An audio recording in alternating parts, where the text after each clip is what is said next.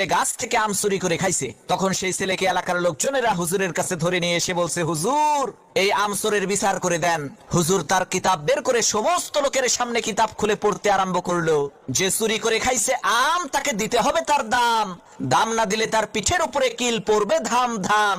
হুজুরের কিতাব শুনে এলাকার লোকজন সেই ছেলেটিকে কয়েকটা চর থাপ্পড় মেরে বিদায় করে দিল। আল্লাহর কি কুদরত! কয়েকদিন পর সেই হুজুরের নিজের ছেলে ডাব চুরি করে খাইছে। তখন এলাকার লোকজন হুজুরের কাছে এসে বলছে, হুজুর মানুষের ছেলে আম চুরি করে খাইছে দেখে বিচার করলেন, এখন আপনার ছেলে তো ডাব চুরি করে খাইছে, বিচার করেন তো দেখি। লোকদের কথা শুনে হুজুর তার কিতাব বের করে বলল, ভাইরা আমার, কিতাবে লেখা আছে যে চুরি করে খাইছে ডাব তার হয় নাই কোনো পাপ। তখন এলাকার লোকজন বলল, হুজুর বুঝলাম ডাব খাইলে পাপ নাই, কিন্তু আপনার ছেলে তো একেবারে পাকা জোনা খাইছে। হুজুর তখন কিতাব থেকে পড়লো, যে খাইলো জোনা তার নাই কোনো গুনাহ। এলাকার লোকজন বলল, হুজুর ডাব খাইলে পাপ নাই, জোনা খাইলে গুনাহ নাই মানলাম, কিন্তু আপনার ছেলে তো নারিকেল খাইছে।